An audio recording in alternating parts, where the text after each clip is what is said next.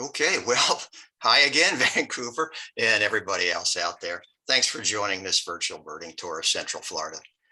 Although the Orlando area is an outstanding theme park destination, don't count on seeing too many theme park photos tonight. Uh, don't get me wrong, Disney is just a great place to visit. But this is a virtual birding vacation. I will show you dozens and dozens of species, many not occurring in the Vancouver area, and I'll talk about a few experiences I've had out along the trail, and I'll try to relay a few interesting facts too. By no means am I going to try to cover all the species in Central Florida. Okay, hop on your virtual jet, buckle your seatbelts for the 2,500-mile trip from Vancouver to Orlando. Well, welcome to Florida. Florida's more than 5 times longer than wide. If you traveled from Pensacola in the Panhandle all the way to Key West down in the southernmost tip in the Keys, you'd drive 850 miles. But in Central Florida, traveling from the Atlantic Ocean to the Gulf of Mexico is only 150 miles. Okay, here's our game plan. For fun, I'll reference birding destinations to Disney World. Our tour stops are designated with the red stars. As we prepare to depart, I'll mention a couple of things about my background. Well, my life can be summed up as things with wings, birds, butterflies, dragonflies, and airplanes. Most birders have a spark moment.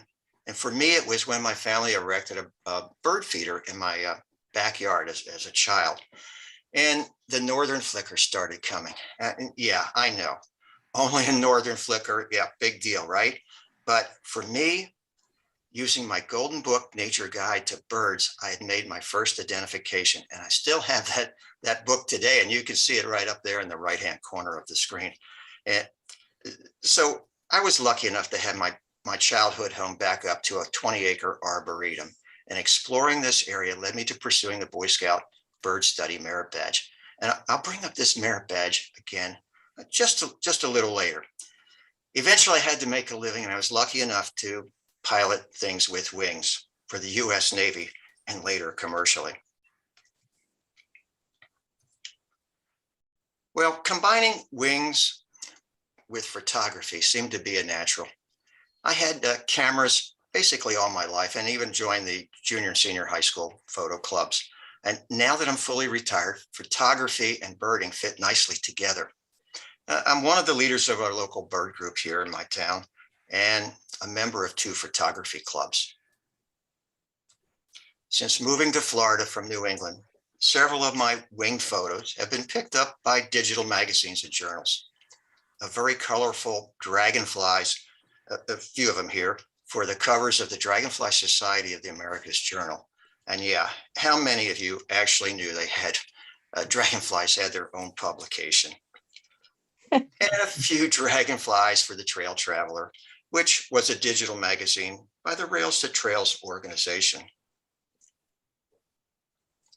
And a few of my ribbon winners for the Florida Camera Club Council competitions. Okay, let's start the tour. Let's go to the beach. We'll start our tour on the shores of the Atlantic Ocean and work westward to the Gulf of Mexico.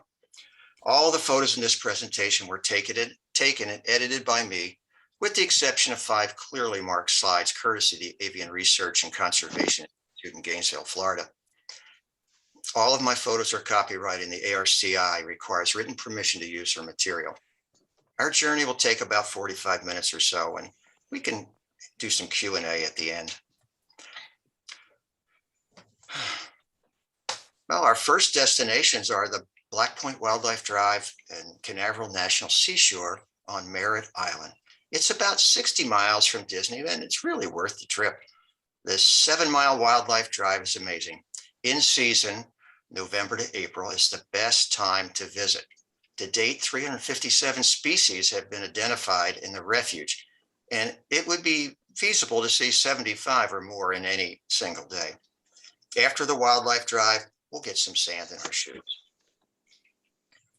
The reddish egret is one of my favorites and always a target bird when I go visiting. The reddish egret is the rarest wading bird in the United States. The Florida population is about 350 to 400 pairs, with about 125 in the Florida Keys. They have several foraging strategies, including running or dancing across the water and holding their wings out to provide shade to attract prey and using their feet to stir up the bottom. Reddish egrets eat primarily small minnow-like fish, but will occasionally eat shrimp and crabs too. These are roseate spoonbills, and they are magnificent. You can see these spoonbills on both coastlines and in between, but this is probably the most reliable location to see the birds, and often in high numbers. I've seen 50 plus in flocks during the winter. I just wanted to make sure you got a close-up view of this incredible bill. They forage in shallow water, typically less than about 5 inches deep, and they sweep their partially open bill back, left, and right. And once they feel a crustacean such as shrimp or prawns or some aquatic insects or fish, they snap their bill shut. The roseate spoonbills, when they do a flyover, it always gets my attention. And just like many other species, the spoonbills get their pink coloration from the foods they eat. The crustaceans and other aquatic invertebrates contain pigments called carotenoids that help turn their feathers pink. Roseate spoonbills, just like humans, may go bald as they age. Of course, instead of losing hair, they lose feathers from the top of their head. If you look closely at the photo on the left, you can see the bald patch. Now, here's another bird with an amazing bill, the northern shoveler. And I believe you may get this one in the Vancouver area too. This bill is big, about 2.5 inches long and shaped like a shovel. But that odd-shaped bill also has about 110 fine projections along the edges that act like a colander. It filters out tiny crustaceans, seeds, and aquatic invertebrates from the water. Here's the female. Northern shovelers are monogamous and remain together longer than pairs of most other dabbling ducks. The cinnamon teal drew quite a few curious birders when it showed up with a flock of blue-winged teals. We don't normally get cinnamons on the East Coast. Enough driving. Let's get out to the Atlantic Ocean. Here's a look at the camouflage of the ruddy turnstone. These guys are long-distance migrants. They breed across the high Arctic, along rocky coast and in the tundra. Turnstones are very fast flyers. When covering the enormous distance between their breeding and non-breeding grounds, they average 27 to 47 miles per hour. Young turnstones take their first flight when they are only 19 days old. Then 2 days later, they start their southern migration. To make matters even tougher on a 3-week-old bird, their parents have already departed by this time, leaving the youngsters to make their first migration on their own. Just a few more pics of this incredible species.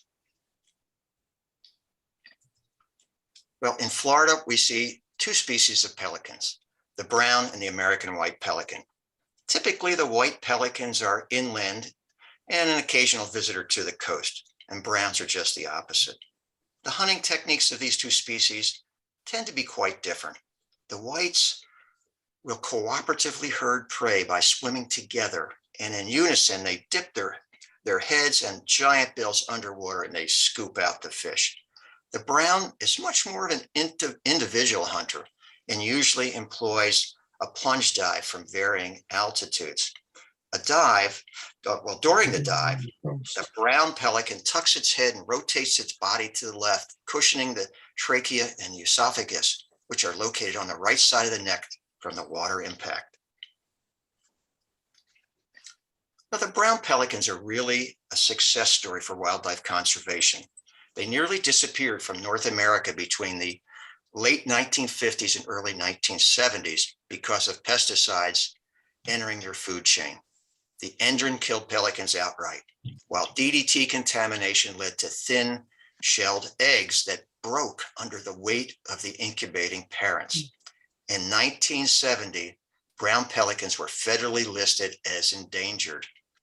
The plight of the pelicans and other species led to a ban on DDT in 1972 and a reduction in endrin use. By 1985, numbers along the Atlantic and East Coast and the Gulf Coast had recovered enough to be removed from the endangered species list. Well, the marble godwit. Well, shorebirds have some of the most interesting bill shapes. The godwit plunges its 5-inch long, slightly upturned bill into the sand to pull out aquatic invertebrates like crabs and clams. Now, short-billed dowitchers are most often seen near the beach, while the long-billed dowitchers are seen inland and seldom on the beach. Most of the shorebirds we see on the Atlantic coast, we see on the Gulf Coast too. So we'll see some more shorebirds when we visit the Gulf of Mexico. No visit to Florida would be complete without seeing the iconic Florida scrub jay. Although you can see scrub jays on Merritt Island, our next stop is almost a guarantee. Only a few miles away is the Lyonia Environmental Center. Note the scrub oak habitat, such as in the lower left photo, and that is essential to their existence. Their population estimates are between 7,700 and 9,300. This is a very unique species. The Florida scrub jay is a cooperative breeder. We saw that. When the offspring leave the nest, instead of going off to raise young on their own, they stay with their parents. They help them raise the next year's brood. Working together, individual family members take turns watching for threats, while the rest of the family forages for food. Their alert calls can differentiate between an airborne and a ground threat. If a dangerous hawk is seen, the lookout will give one call, and if a snake is seen, there's a different call. Now, Florida scrub jays don't migrate and rarely move more than a few miles from where they're hatched. They don't like to move across areas that aren't scrub oak. Increased fragmentation of their habitat, means that Florida scrub jays are now very isolated. Despite being separated by less than 100 miles, jays on the Atlantic coast, Central Florida, and Southwest Florida have different vocalizations. Now, off to the land between the coastlines. Now, we'll take a look at 5 destinations on the interior Florida peninsula. There's Disney World for your reference at the bottom of the map. Our first stop is only 20 miles north of Disney World, and it's the 11-mile Lake Apopka Wildlife Drive. If you prefer to walk or even bike, it has miles and miles of trails too.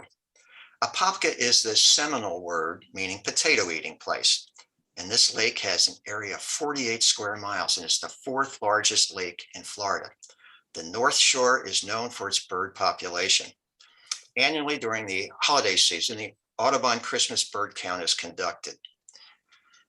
During the 1998 count, there were 174 species identified. That's the highest number of species total for an inland count in the 115-year history of the CBC. The total all-time list of bird species here is over 362. You will see dozens and dozens of ospreys here. Their diet is 99% fresh and saltwater fish. Ospreys are incredible anglers. In several studies, ospreys caught fish on at least 1 in every 4 dives. To enhance their fishing ability, the outer toes are reversible, allowing them to grasp the fish with 2 toes in the front and 2 in the back. And barb pads on the soles of their feet help them grip the slippery prey. The second time isn't a charm. Well, here's an adult and a juvenile black-crowned night heron. The young leave the nest at about a month, but can't fly until they're about 6 weeks old. So they move through the vegetation on foot at night, joining up with foraging flocks. The fulvous whistling ducks in the United States can be found from Florida to Texas. They started breeding in the US only in the late 19th and early 20th century, following the introduction of rice cultivation.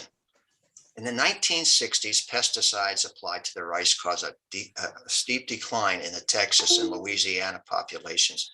Their numbers have recovered and stabilized since. The Texas and Louisiana birds will migrate southward, but if you come to Florida, you can see them year-round. Peregrine falcons were virtually eradicated from eastern North America by DDT and other pesticide poisonings in the mid-20th century. After significant recovery efforts, peregrine falcons have made an incredible rebound, and they are now regularly seen in many large cities and coastal areas. Extremely fast flying, the peregrine averages 34 miles per hour in traveling flight, up to 69 in direct pursuit of prey, and 200 miles per hour during a spectacular dive from heights of over a half-mile high. They hunt medium-sized birds, such as the purple gallinule, as you can see that's being eaten here. And a quick plug for the hardworking people at the Avian Reconditioning Center, also located in Apopka. They are dedicated to raptor rehabilitation, education, research, and falconry. And I took this photo in the upper left while I was visiting. The great blue heron is very common in Florida, and I usually see them every day. They will eat nearly anything within striking distance. They grab smaller prey in their strong mandibles, as you can see from the photo on the left, and use their dagger-like bills to impale larger fish and amphibians like the greater siren that you can see on the right. Well, thanks to a high percentage of rod-type photoreceptors in their eyes, the great blue herons can hunt day and night. This little female vermilion flycatcher caused quite a stir in the Orlando area. She's a very rare visitor to the interior, but like many other members of the tyrant flycatcher family, vermilion flycatchers are prone to wander from their normal range in the Southwest and Mexico. There are reported sightings as far north as British Columbia and as far east as Newfoundland.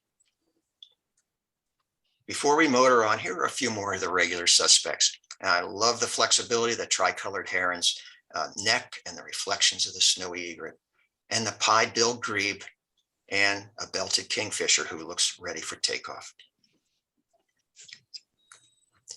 In season, there are literally thousands of American coots, common and purple gallinules, and hundreds of glossy ibis here. Just a little less than an hour north of Disney is the 55-plus community of the Villages in my hometown.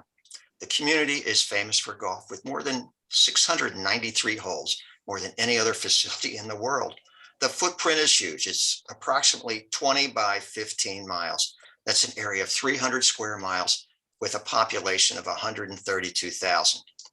For comparison, Vancouver's 53 square miles with about 181,000.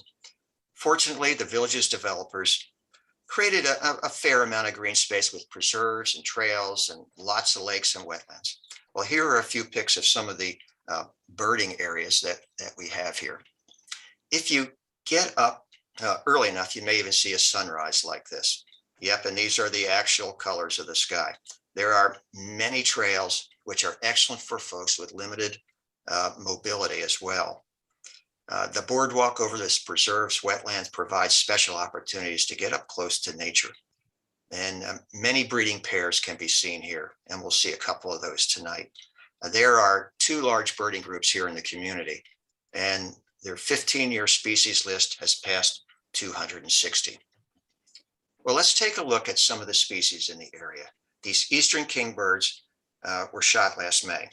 The hungry juvenile kingbirds were amazing. For a few of the similar east-west species like kingbirds, I'll try to point out a few of the field markings for ID purposes. In this case, you can see the eastern has a darker head, a white throat, breast, and tail band, as opposed to the western kingbird with its gray head and throat and yellow breast. The same habitat that the eastern kingbirds like, it's also prime eastern meadowlark territory. eBird liked this photo enough to select it as their pick for their highest quality photo in Sumter County, Florida for 2020. The eastern is almost identical to the western meadowlark.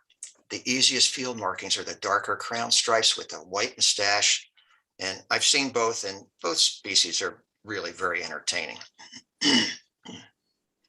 Now, it was super exciting to see these two whooping cranes in the wild less than a year ago. As you know, they are endangered. In 1941, there were only 21 whooping cranes left. 15 were migrants between Canada and Texas, while the rest lived year-round in Louisiana. The Louisiana population became extinct. Today's population is estimated between 600 and 800, with about 2/3 in the wild and the rest in captivity. All of these birds are descendants of a small flock that breeds in Texas. It's believed that these two in the photo are siblings from the Florida Reintroduction Program. That program stopped in 2008 for various reasons. The life expectancy in the wild is about 22 years and up to 40 years in captivity. Well, this is a unfortunate story, but last year on January 2nd, the whoopers were returning to their early morning feeding ground when one collided with a power line. As you can see, it was a very gray and misty morning and making the visibility limited for the cranes. I brightened this up just a little bit so you could see the wires. Well, after the collision, the whooper fell straight to the ground under the wires. Fortunately, it was able to stand. Obviously stunned and confused, the bird started to wander onto the road and into traffic. At this point, the concern was that it might be hit by a speeding car. One of the other birders drove her car into the center of the road and stopped the traffic. After 3 or 4 minutes, the stunned bird returned to the bank.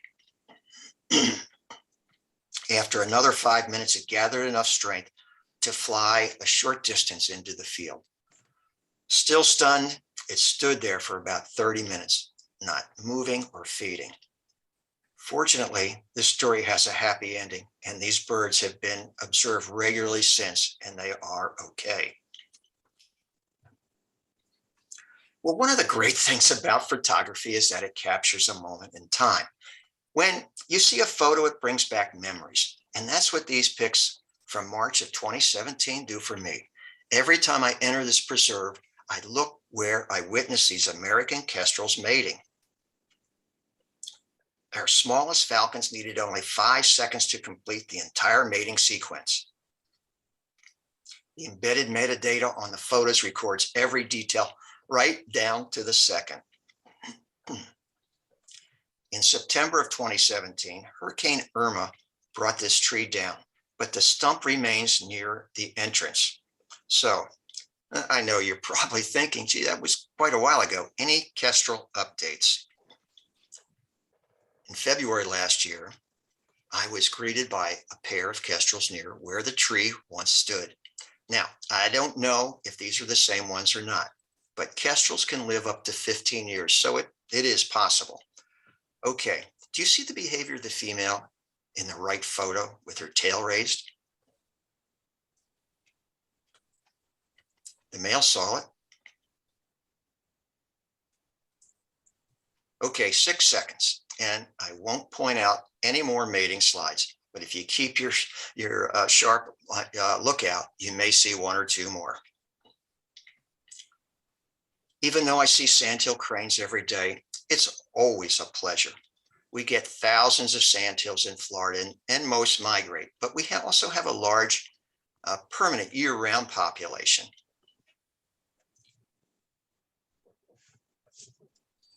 Here's a young sandhill colt. This pair of adults has been nesting in the same area for several years. In general, sandhill cranes will breed between 2 and 7 years. That's when they start. They mate for life, which can be up to 20 years. They stay with their mates year-round too. Juveniles stick close to the parents for the first 9 or 10 months after hatching. They produce 1 brood per year, and the clutch is usually 1 to 3 eggs, typically 2, but only 1 usually survives to fledge. These pics are from January 2021, just about a year ago. There were 2 eggs in the nest. The incubation period was about 30 days. The first one hatched on February 3rd. Unfortunately, the second egg didn't make it. In as little as 8 hours, the newborn colt can leave the nest. This photo was taken one day after hatching with the colt circled in red. The adults will continue to feed it for quite a while. This is the next day. It will take 65 to 75 days after hatching for the colt to fledge, and it did in April. Just to let you know, sandhills have been in Florida for a very long time. Sandhill fossil remains unearthed at the Macclesfield Shell Pit near Sarasota are estimated to be 2.5 million years old. These photos show the colt at 2.5 weeks. Growing up quickly really helps with their survival rate. Here you can see the adults dropping a grub into the grass in front of the colt, who then picks it out of the grass and eats it. And just a little 2022 update with a few photos I took yesterday.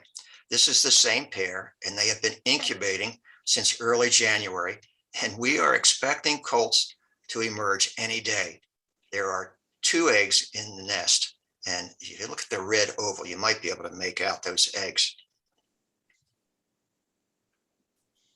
Well, I mentioned the Boy Scout Bird Study Merit Badge at the beginning. Here's the payback. I was standing in the preserve parking lot with my binoculars strapped on and carrying my camera and tripod over my shoulder. A multi-generational family was getting ready to enjoy the preserve too. The grandmother approached me and asked if I knew anything about birds. I confessed I knew a little. She told me her grandson was a Boy Scout who was working on his Bird Study Merit Badge, just as I had done it at his age. And she asked me if I would give him a little help. Well, of course, and that was such great fun. Well, let's pause to talk about what else is out along the trail. As I tell most people, there's at least one gator in every small to medium pond, and probably more in the larger ponds. If you don't see them, it's because they don't want to be seen. Now, as a birder, we are generally looking up, but every once in a while, it might pay to look down too, especially when an alligator decides to share the trail with you, as the one on the bottom lower right did with me recently.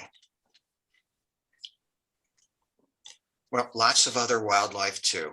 Keep a good lookout. These snakes are both non-venomous, but we have our share of venomous ones too.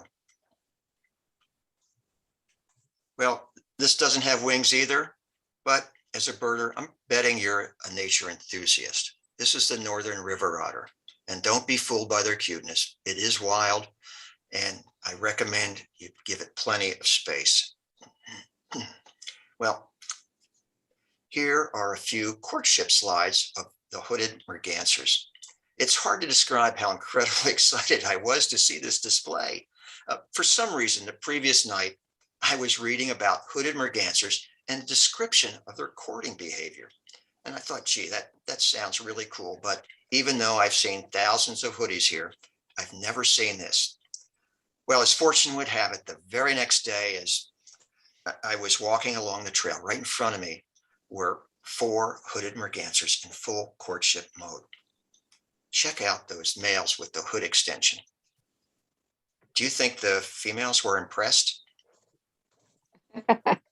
No.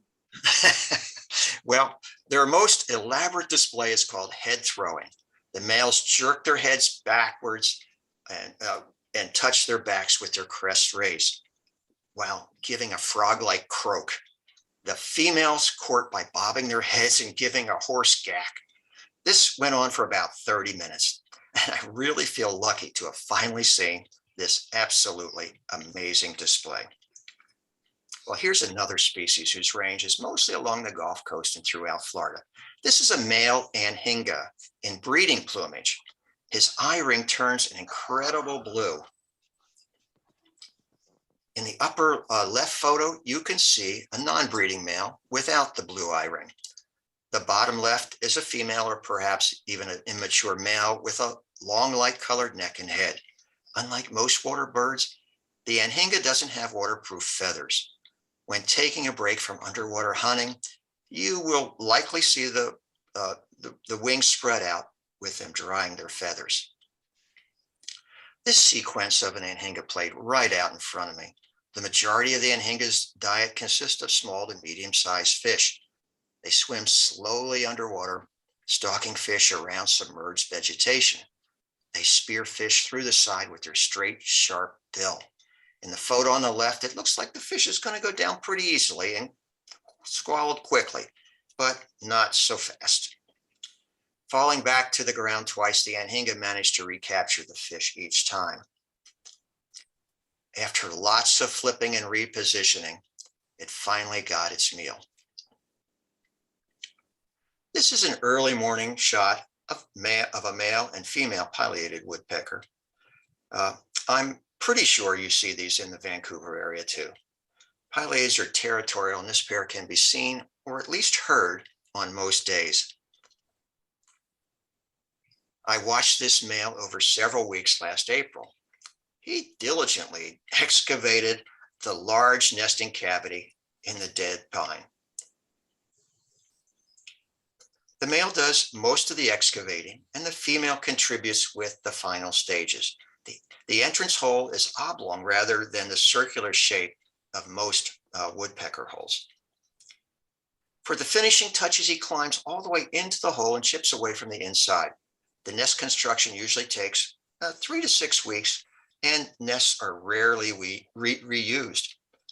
If the female approves of the nest, it will be used. If not, that's a lot of work for nothing. Apparently, she didn't like this nest. Okay, there's a nearby barred owl pair that has been very successful for a few years. From left to right are the owlets from 2019, 2020, and 2021. And yes, they have been seen in the area again in 2022.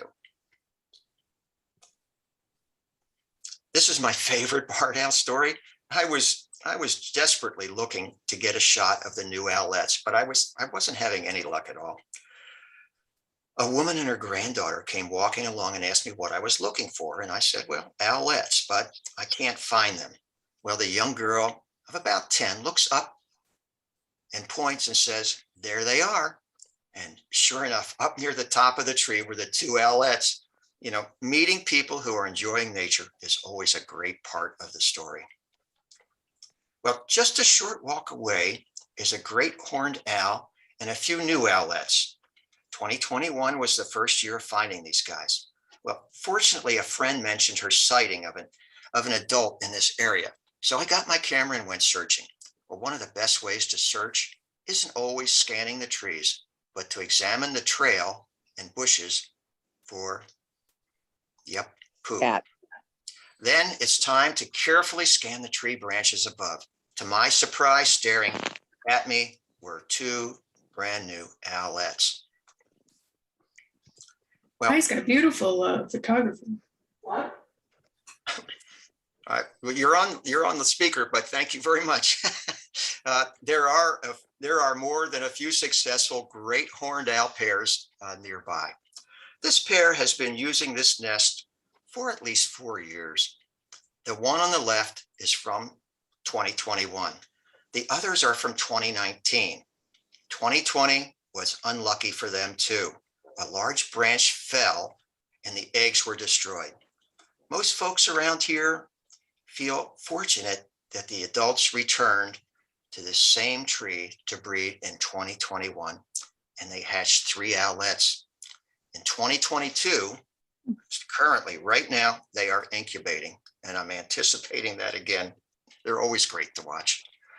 Oh, the Audubon Eagle Watch is very active in Florida. There are over 1,500 nesting pairs in our state. The program spans 45 counties and monitors more than 800 nests. Here are shots of the same eagle from different days. In the one on the left, it's carrying a fish. And on the right, it's carrying a cattle egret, and it's headed back to its nest.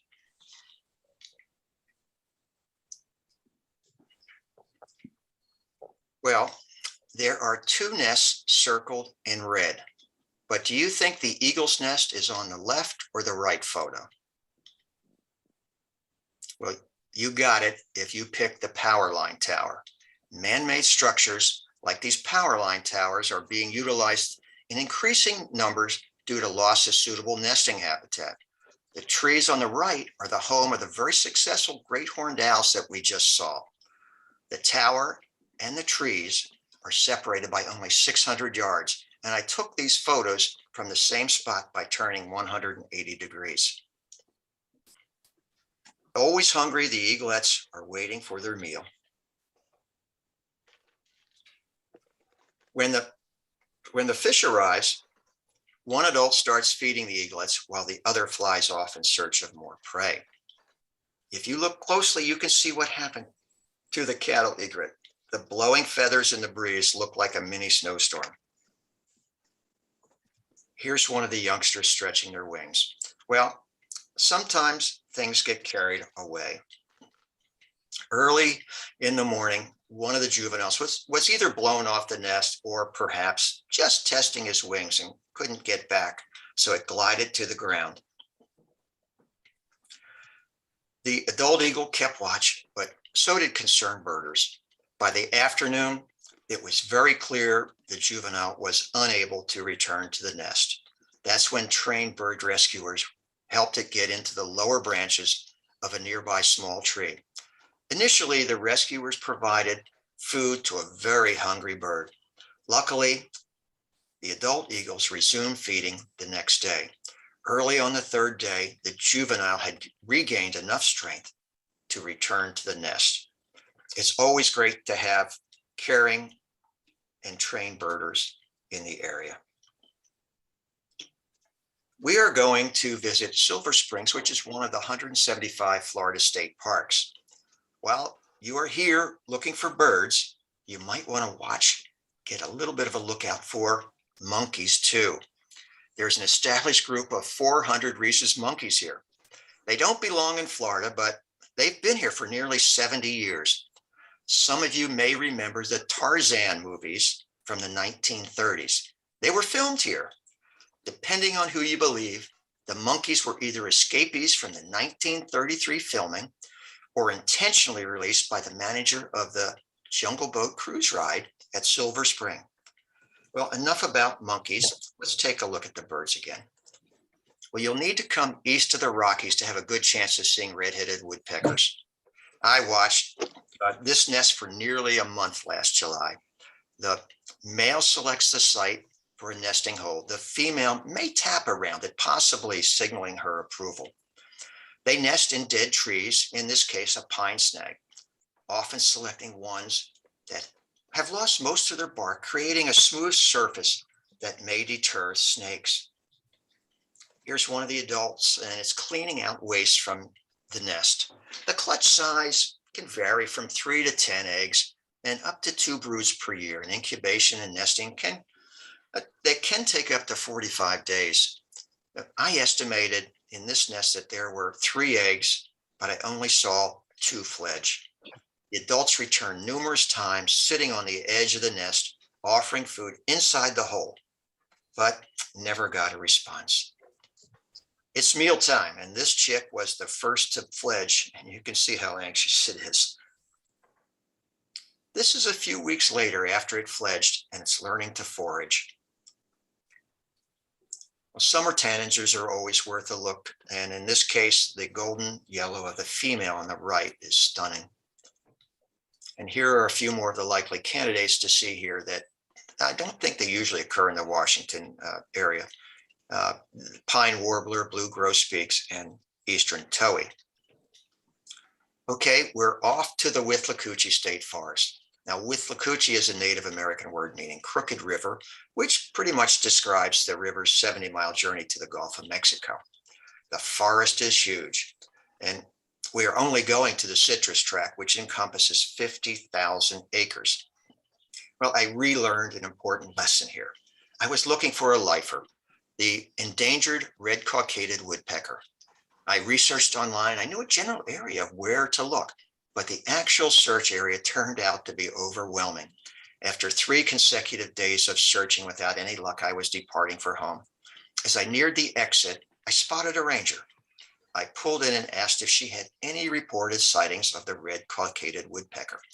Well, she asked me if I had seen the pine trees with the white rings painted around them. And I said, sure, there's quite a few of them. Well, she's told me, those are identified nesting trees. Lesson relearned. Always ask the ranger for directions first. Well, I went back down the road, and 10 minutes later, I took the photos that you're seeing here. This was another 3-day adventure in the Withlacoochee forest, and I was looking for another lifer, at least for me, when it was the purple finch. And this time, I had great directions to where the finch had been spotted. Now, finally, after 3 days, at long distance, I spotted it, and I got a few photos too. Without anyone else to celebrate, I actually did a few fist pumps in the air. Here are a few of the other birds from Withlacoochee. The northern flicker is the yellow-shafted edition, of course, and also the white-eyed vireo and a downy wood. Now we are headed for our northernmost destination near Gainesville, Florida, and it's Paynes Prairie State Park. If you want to see snail kites in the United States, you'll need to visit Florida. Snail kites are listed as endangered federally and by the state of Florida. True to their name, snail kites feed almost entirely on apple snails or other exotic snail species. This snail population are tied directly to water conditions. Here's some fascinating information about Paynes Prairie. In 2017, 0 snail kite nests were reported. In 2018, there were 4. In 2019, it jumped to 70. In 2020, a little fewer. In 2021, even just a bit fewer. So what happened? Yes, water levels were changing. In the fall of 2017, Hurricane Irma crossed this area and created long-term flooding. Snail populations dramatically increased, and the kites followed their food source. Here are a few photos of a snail kite in action. This is the male, slaty black except for the white band across the tail. It takes the male 3 years to acquire this dark plumage. The females and the juvenile males exhibit very similar plumage, heavily streaked, and also a white band across the tail. Once a snail is spotted, the fight is on, and this truly makes for spectacular viewing. With favorable weather and winds, I was so close that I didn't even need binoculars or a long telephoto lens. Well, let's say goodbye to the snail kite and take a look at another kite. The swallow-tailed kite. And I've got a long list of favorites, and this one is right up near the top. Well, much of our knowledge and basis for future conservation efforts can be credited to the amazing findings of the Avian Research and Conservation Institute of Gainesville, Florida. And I thank Gina Ken of the ARCI for sharing her knowledge about the swallow-tailed kites. Well, just like other species, swallow-tailed kites suffer from loss of habitat. Their 21 state pre-1940 range is on the left, and you can see what it's been reduced to now on the right. The ARCI began tagging swallowtail kites in 1996 with small satellite transmitters. With many recent technology advances, such as newer GPS and cellular tracking, real-time data is now available. The lightweight GPS trackers are attached in the field in less than 45 minutes.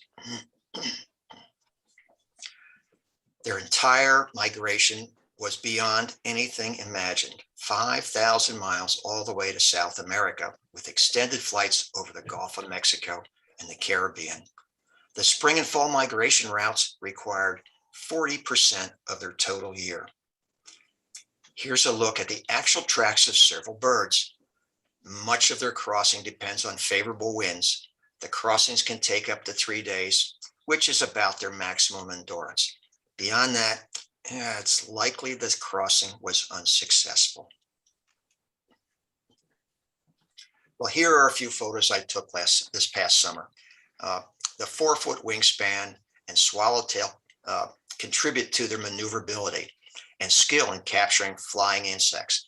Adults eat their food while flying and rarely perch during the day. This kite is about to catch a small insect circled in red. Check out how tiny the kite's feet are compared to most other raptors. This kite has found a paper wasp nest. In Florida, the kites often return to their own nest with whole wasp nests, eat the larvae, and add the insect's nest to their very own. Their stomachs are thicker and spongier than the average raptor, and it allows them to eat many stinging insects. And I think this one was actually enjoying a little snack while returning to its nest. Well, we made it to the Gulf and just a few more places to visit. You really can't go wrong anywhere along this coast. It's a fairly short drive from Disney World too. So Fort DeSoto, our southernmost point, is a county park. This park is one of the first points of land for many returning Central and South American and Caribbean migratory songbirds. They desperately need their refuel before continuing their northward migration. The cerulean warblers are uncommon here and strictly migratory. So March and April are the best times to see them passing through. Their population has declined by 72% since 1970, and some estimates indicate that 1/2 of the remaining population of 570,000 could be lost by 2041. Loss and degradation of habitat of the breeding and wintering grounds appears to be the primary reason for that decline. Conservation efforts aimed at reversing these declines are focusing on forestry practices such as long rotation timber extraction and selective logging to create natural canopy gaps and uneven age forest stands. Well, the black-throated green warbler is an untiring singer, and one male was observed repeatedly singing his song 466 times in just an hour. So knowing the songs and calls of the male will greatly increase your chances of spotting one. Typically, they are high in the canopy and moving quickly from branch to branch. The black and white warbler is the only member of the genus Miniotilta, which means moss plucking, and a reference to its habit of probing bark and moss for insects, as you can see it doing here. This is the Nande parakeet, formerly known as the black-hooded parakeet. Originally, it was found in the central interior of southern Brazil and northern Argentina. Unfortunately, it has been popular in the cage bird trade. Many Nande parakeets escaped from captivity and have established large feral populations in the Tampa Bay area and also around Los Angeles. Now, let's take one more chance to get some sand in our shoes.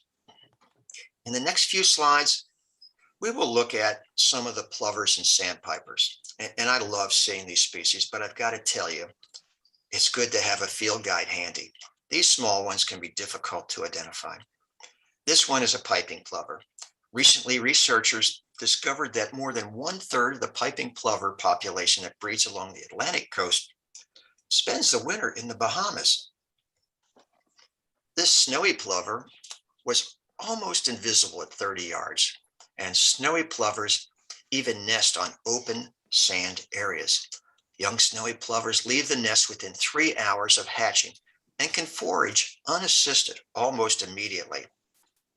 Semi-palmated plovers breed in northern Canada and Alaska and winter on the coastlines of the southern US and into Central and South America. They forage in quick running dashes followed by pauses to look and listen for signs of prey. The black-bellied plover is the only American plover that has a hind toe on its foot, but the toe is so small, it's really difficult to see in the field. Well, the spotted sandpipers have a fascinating social life. Females tend to take the lead and males incubate and raise the young. The female is the one who establishes and defends the territory. She arrives at the breeding grounds earlier than the male. But some, but not all females, may practice an unusual breeding strategy called polyandry, where the female mates with up to 4 males. The female may store sperm for up to a month. The eggs she lays for one male may be fathered by a different male in a previous mating. Well, this Dunlin has got to feel better after this stretch.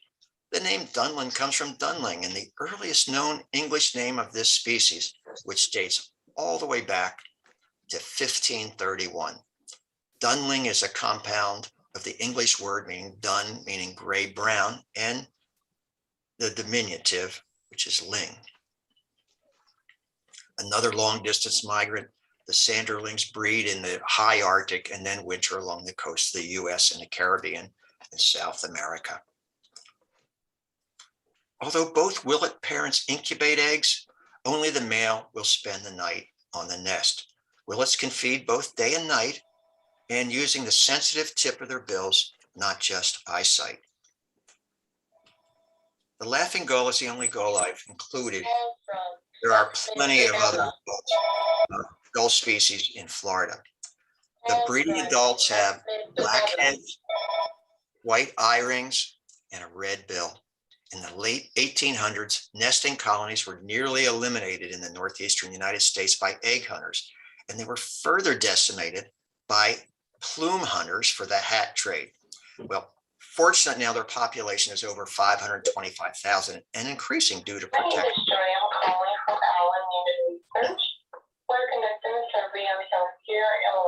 So it looks like, Barbara, if you could mute your speaker, that would be great. Please share in or are you the primary decision maker? The healthcare issues in your household. Okay, well, I'll try to continue here. Like many gulls, the laughing gull takes 3 years to acquire adult plumage. There's a juvenile in the bottom left. Of course, breeding and non-breeding laughing gulls have different plumages too. And on the right is one in breeding plumage, and on the upper left and center, you can see the non-breeding plumage. Let's talk royal terns for a few minutes. Here you see the breeding plumage on the left and the non-breeding on the right. In summer and fall, the royal terns molt most of their black crest to show the white forehead. Well, here's a sequence that I captured last spring. The two in the foreground are showing courtship behavior. Now, royal terns tolerate others well, except during the height of courtship, when males are prone to squabble with each other. Often these courtship displays attract the interest of a third tern. This leads to some aggressive behavior. Yes, this is the three's a crowd routine.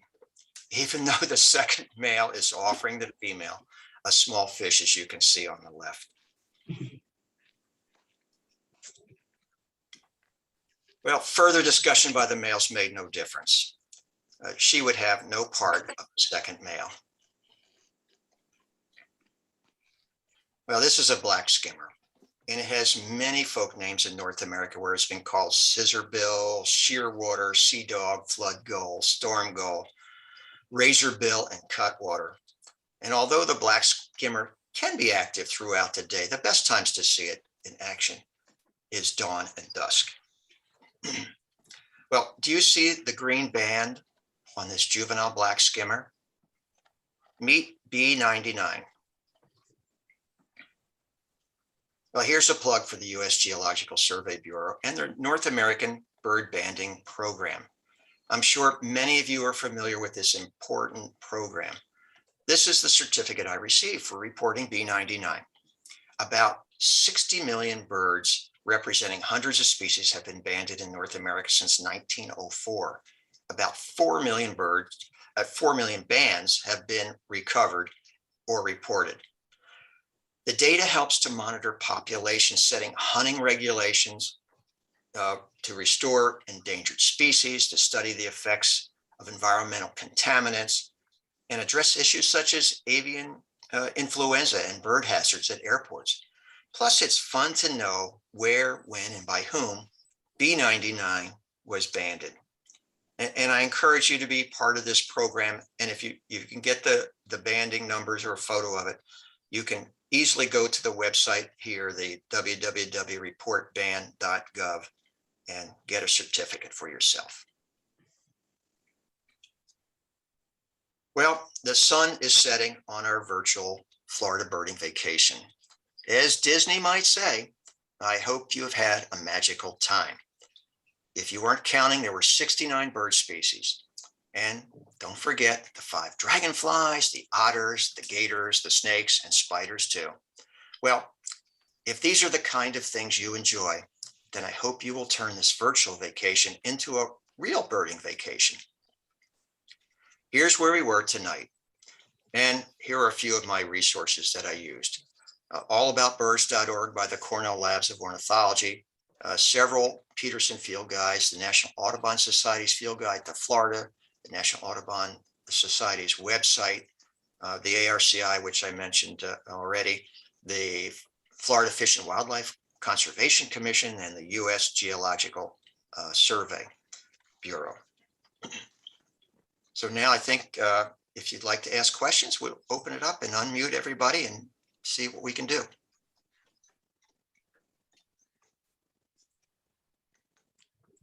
Let's see. Don, should I stop sharing and go back to you, or what do you want to do here? No, we usually don't have people unmuted. We'll just have them type in questions in the chat box or in the Q&A box at the bottom of their screen, of their screen. Otherwise, it was excellent photos, Stan. Really appreciate the quality of that and good information about each bird as well. Okay, I can trying to get. Okay, I see the chat here. I don't see any questions yet. Okay.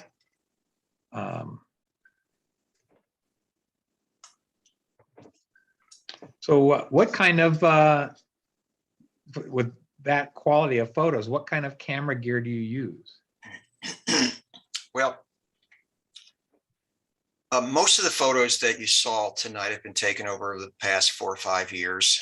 And I have been pretty much a Nikon shooter for that time. And then you need to upgrade to some nice longer lenses. Some of those were taken with up to 600 millimeter lenses, and some. My favorite lens with the Nikon was a 2 to 500 because it was very versatile, and I could travel and get various focal lengths with that. So I did that. About 6 months ago, I did switch to a Canon mirrorless camera and some new lenses with Canon. What I would just say about cameras for those that are wondering, please just any modern camera, they're just all very good. There's lots of reviews out there, and it's pretty hard to go wrong if you stick with one of the major brands and depending on your price point and everything. But I think you can, if you're a lot of Sony shooters out there now. A lot of my friends have Sony's. A lot have the Canon, and Nikon is sort of catching up in the mirrorless world now and have some very good models out.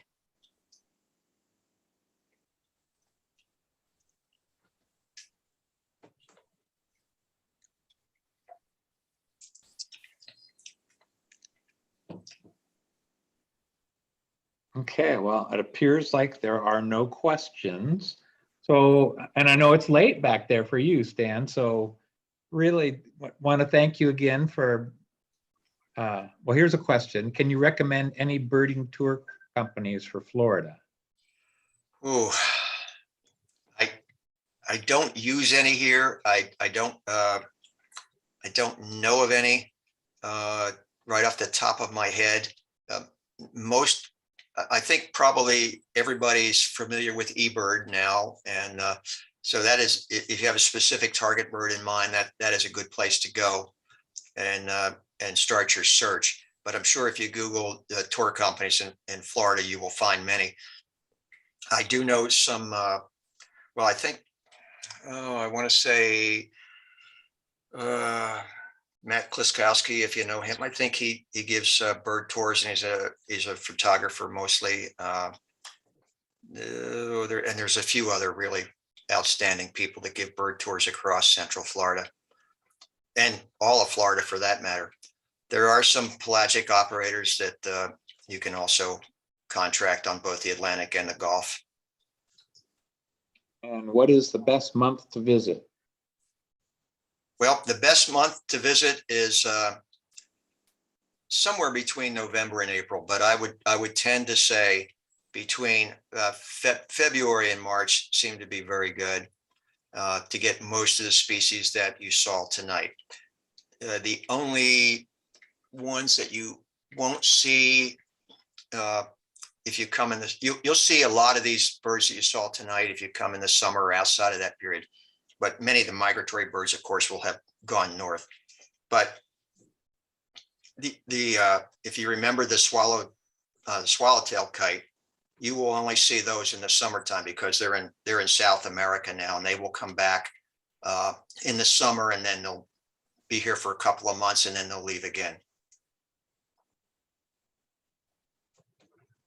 Another question here is, are the Keys a good birding destination?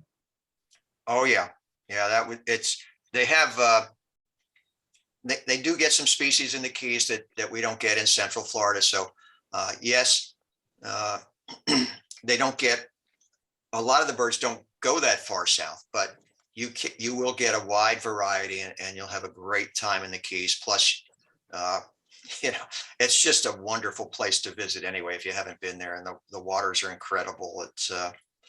It's really a wonderful place, and there are golly, there are probably a minimum of a half a dozen, probably close to a dozen state parks down there that you can stop along all the different keys, and they're all birding trails there too. Florida also has a system called Great Birding Trails, and you see signs all over the state pointing your way to to birding trails that are designated. So if you go up and just Google Florida Great Birding Trails, and you'll get a list of hundreds of different places that you can go. The best time to visit the Keys, I would recommend to avoid the summer months if you can. But if that's the only time you can go, I would still go. But just like most of the things, November, December through about April are the best months to be anywhere in Southern Florida to see stuff. The weather should be great. The summer comes, and I think probably most of you are familiar with the weather patterns in Florida. Usually in the summer, the mornings are very nice. The cumulus clouds build up and often develop into thunderstorms in the late afternoon. But once after it rains, it's pretty nice again. So you can go back out, and it's really good. Right now, the temperatures vary quite a bit. I saw a cartoon today that said, congratulations, and had a little trophy in it and everything, people jumping on the beach. And it says, we survived the Florida winter, January 29th through the 31st. Oh, we have pretty good weather. It's back to 70 again today. So any time